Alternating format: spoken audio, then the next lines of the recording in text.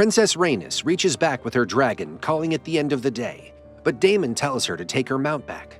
Not wanting to do more than her duty, she tries to refuse, but Daemon is insistent that they need to go to the King's Landing for the murder of Vagar.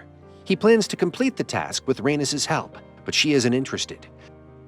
Rhaenys questions if this son for a son is the Queen's order, but the Queen remains missing and Daemon wants to take action already. She wants to await the Queen's return, but Daemon considers her mourning as a mother taking over her role as a queen. Rhaenys reasons her personal experience of a raven bringing her the news of her daughter's death, much like the Queen got for her son right now. She won't be able to grieve properly until she gets certain proof that her son is no more. She is sure that even if Aemond were to happen to her, he'd be at a loss in front of the grieving mother inside Rhaenyra right now. For some sense of superiority in this conversation, Daemon mentions how if Rhaenys had acted on time, Aemond's line would have been extinguished and Luke would have been alive. Much like Rhaenys said, Rhaenyra stands by the seaside awaiting some confirmation. Corlys visits the ships and Alan of Hull, talking about the ships trying to cover the open waters and how he wants his ship back at sea to lead the effort. Alan responds that he will try to get some reinforcements from the shipwrights via his brother. Corlys receives the sword he had commissioned for Prince Lucerys, making Corlys grieve over his heir's death. Before Alan leaves, Corlys shares his gratitude to Alan for pulling his body out of the sea by mentioning he is indebted to Alan. Eric is supervising his knights when a dragon appears in the sight. The knights aim the scorpion at it, but Eric stops them, noticing it's Vagar. Aegon walks to the kids looking for Jaehaerys. Helaena tells him Jaehaerys is attending his lessons in the library and clearly shows her distaste over the fact that Aegon wants to take him to the small council. Aegon believes that Jaehaerys is going to be the king one day, so he should start his instructions right away, but Helaena wonders if he will be made king even if he doesn't want to. Of course, this thought is taken as absurd by Aegon. He ignores this statement and begins to leave when Helaena stops him, sharing how she feels scared. Aegon tells her not to fear, since they'd be fools to come at them with Vagar protecting the city. However, Helaena shares a different kind of fear. She is scared of the rats. At this, everyone starts looking around for the rats, making Aegon cover for Helena's weirdness by calling her an enduring mystery. Alicent and Criston are hooking up before the small council meeting, at the end of which she mentions not doing it again. Aegon enters with Jaehaerys, wanting him to learn the ways of the court. But as he is briefed about their letters continuing to be unanswered, and Otto explains how the Stormlands will belong to them after Aemond's marriage, Jaehaerys starts messing around with Tilland. Otto mentions how his nephew Ormond has mustered his forces to sally from Old Town, expecting to reach Riverlands quickly with only a little resistance on the way. Alicent inquires about her letters to Rhaenyra, but they are all unanswered and they still face a blockade at the Gullet, which is good enough to assume that Rhaenyra has refused the offered terms. This means that war is now inevitable. Alicent turns toward Aegon, requesting him to offer the negotiation of the terms through his voice. However, Tilland constantly asking Jaehaerys not to touch his stuff disrupts the meeting. Aegon is about to make him give a ride to Jaehaerys when Alicent helps shift the focus back to serious matters by conveniently putting Tilland's interruptions to blame. After Jaehaerys leaves, Otto continues the conversation by mentioning how the blockade by Rhaenyra has put them under a strain and things are not going towards peace. Aegon is unfazed, thinking about how they should have killed her when they had a chance. Otto mentions how that opportunity has passed and then defies his daughter's request by mentioning how the chances to end this conflict have also ceased.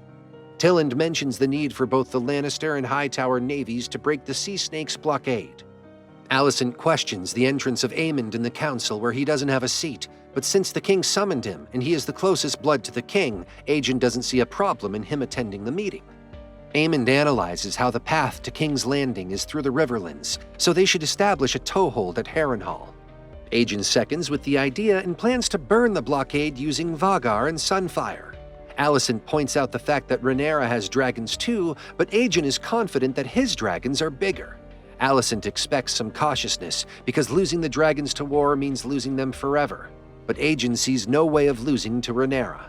Aegon plans to fly there, but Criston mentions how Aegon shouldn't put his life at risk as a king, while Alicent points out that Vagar needs to protect the place from Rhaenyra in case of any retribution for the death of her son.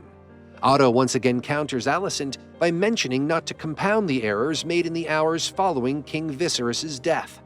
Alicent is dejected while Otto turns to Aegon, explaining how he should show patience and restraint for now, as he'll get more and more favor in time. After the meeting, Alicent meets Lord Larys, who tells her his investigation around the castle has exposed all the traitors. Larys mentions how they no longer breathe the same air, and that he has chosen the new staff cautiously by himself. Rhaenyra spots some fishermen back with their catch and scares them away using Syrax. She then goes through the traps and breaks down upon finding her son's cloak, a symbol of the news being true. Aegon sits on the throne attending to the requests of his people. However, when one of the people requests some livestock since his got in the hands of the dragons, Otto makes Aegon change his decision of returning the livestock by mentioning how they had already informed the citizens of this stuff, and attending one such request would mean attending to everyone else who suffered such loss. Aegon is not happy with it but complies. Hugh greets Aegon on behalf of all the Smiths, showing their will to support Aegon against Rhaenyra. But they are struggling with the inflation of iron costs and the fact that building a single scorpion is a week's worth of job. Hugh wants advance payments to continue the work, which Aegon agrees to pay. Otto once again starts walking towards Aegon to interrupt his ruling, but Aegon continues to mention how they need the weapons and their victory depends on the efforts of the small folk. Larys meets Aegon and talks to him about the hands having a habit of controlling the kings. King Viserys was always seen as pliable, and there is one common thing between Viserys and Aegon that would keep the same image of Aegon, and that is Otto Hightower, Viserys's hand. Otto and Alicent have a conversation in which Alicent puts forward her query about whether they pursue the same ends. Alicent wants a victory in which Rhaenyra is defeated, and Aegon sits on the Iron Throne in peace. Otto also has the same aim, but Alicent doesn't feel the same with the way Otto keeps cutting her conversations on a table full of men. She looks up to Otto being the hand of the three kings. She knows Aemond is angry that Rhaenyra's son took his eye and was never punished. Alicent doesn't just want the two brothers to be deaf to her voice, which might happen if Otto constantly undermines her voice. Otto understands her point of view, while Alicent accepts that violence is the only way to victory right now. Eric takes Mysaria to Daemon, who questions when she has been selling records to Otto. Daemon confronts her for putting Aegon on the throne, but she just profited from knowing Aegon's movements, and the rest was Otto's conspiracy. This was all a business to Mysaria, but Daemon blames her for accelerating Aegon's way home and helping them steal the queen's throne and kill her son. Mysaria is right that she is being blamed because the true enemies are out of reach. She doesn't have much knowledge about Otto's plans that could help Daemon. While leaving, he commands her to be sent to the prison cell for being a traitor, but Eric does not agree to that and tries to convince Daemon that she was never an agent. Daemon questions him too in return, as he and Eric didn't kill Aegon when they had him in the grasp, so it doesn't matter if they support Rhaenyra now. Eric reasons that the brothers swore loyalty to protect the whole royal family when they were kids. What were they supposed to do when the family turned against each other? Rhaenyra finally returns, and ignoring everyone else's plan to retaliate, she simply mentions wanting Aemon Targaryen and leaves. Daemon visits Mysaria in the cell and seeks information about the spies in exchange for her freedom. Jace tries talking to his mother, reporting her about the recent events, but breaks down midway. As the family performs the funeral of the late son, Alicent is seen lighting candles for all the late family members in the church. After contemplating a little, she lights one in memory of Lucerys Velaryon. Daemon visits the city undercover and gets with a knight who doesn't like the Hightowers just like him. He takes Daemon to the Ratcatcher, bearing the responsibility to get the castle rid of them. Cheese had been working with the White Worm, aka Mysaria, and he has a lot of debts due to his betting, so it is clear he is going to help Daemon. Cheese and Blood, the knight bribed by Daemon, is given the job of slaying Prince Aemon Targaryen.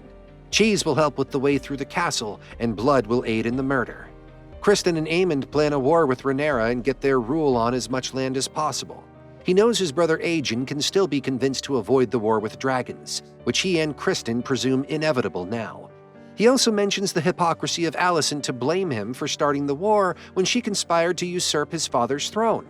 Criston tries to reason with Alicent and calls her gentle at heart. Otto visits and sends Criston to his duty. He tells Aemon to not plot anything without his or the king's knowledge, and promises that the vengeance he seeks will be granted, so he shouldn't act on impulse like his brother. Cheese helps Blood find their way into the castle, pretending to be rat catchers. Blood threatens Cheese to take him to the floor where the royals live, expecting the prince to be there. On the upper floor, the two of them separate and Blood looks around, stealing any possible valuable thing. He hears Cheese and follows the voice to come across Helena. Cheese mentions they can have the head of the prince, as her two sons lie in the cots in front of Queen Helena.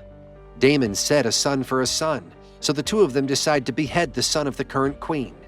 They ask Helena which one is the heir of the king.